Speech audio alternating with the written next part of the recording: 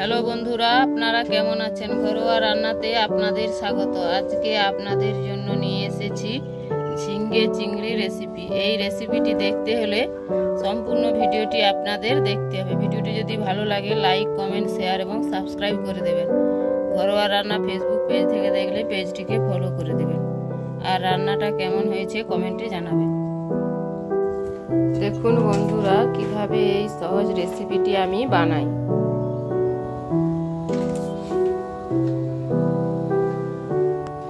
এর জন্য নিয়েছি ঝিঙেকে এভাবে টুকরো টুকরো করে কেটে নিয়েছি আলু, চিংড়ি মাছ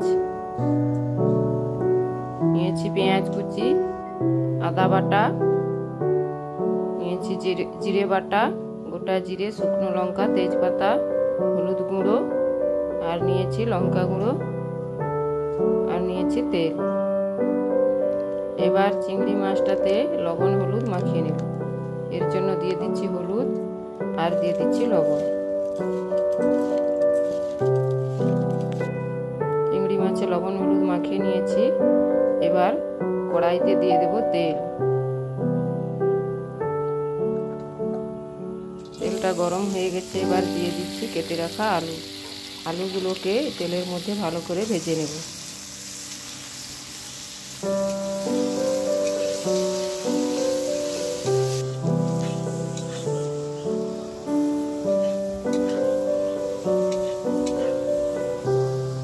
ভালো করে ভাজা হয়ে গেছে, এবার তুলে নিচ্ছি। ওই তেলেই দিয়ে দিচ্ছি নুন হলুদ মাখিয়ে রাখা চিংড়ি মাছগুলো।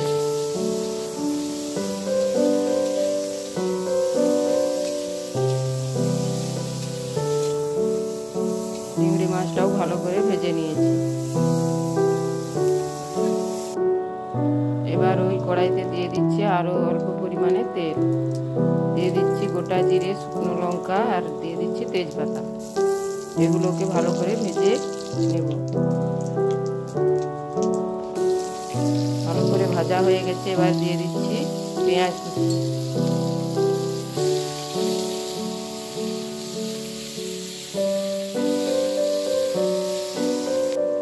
দিয়ে দিচ্ছি আদা বাটা।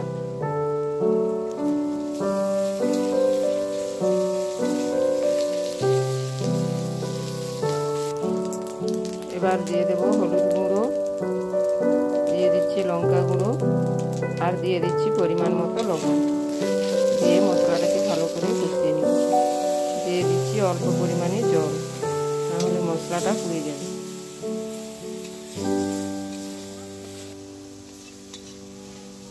অল্প জল দিয়ে মশলাটাকে ভালো করে কষিয়ে নিয়েছি। এবার দিয়ে দিচ্ছি ভেজে রাখা আলু।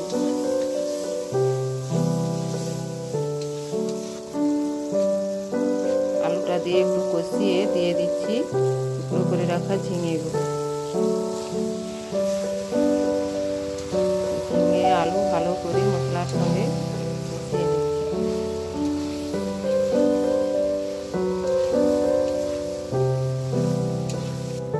এবার একটি ঢাকা দিয়ে দেব। এভাবে 5-7 মিনিট রেখে দিয়েছিলাম। দেখুন বন্ধুরা, ঝিঙেটা কতটা গলে গেছে।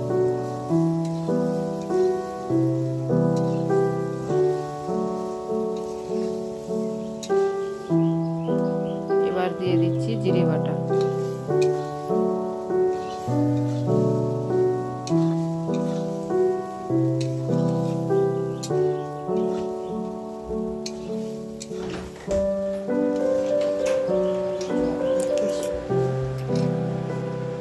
দিয়ে দিচ্ছি ভেজে রাখা চিংড়ি মাছ।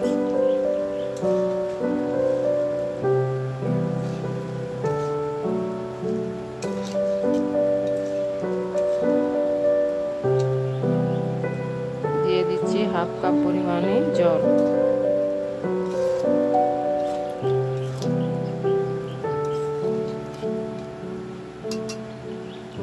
আবার ঢাকা দিয়ে 5 মিনিটের মতো রেখে দিয়েছিলাম।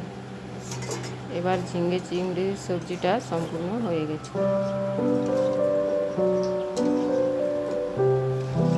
এবার নামিয়ে নিচ্ছি। দেখুন বন্ধুরা, আপনারাও এভাবে বাড়িতে বানাবেন। পুরো ভিডিওটা দেখার জন্য ধন্যবাদ।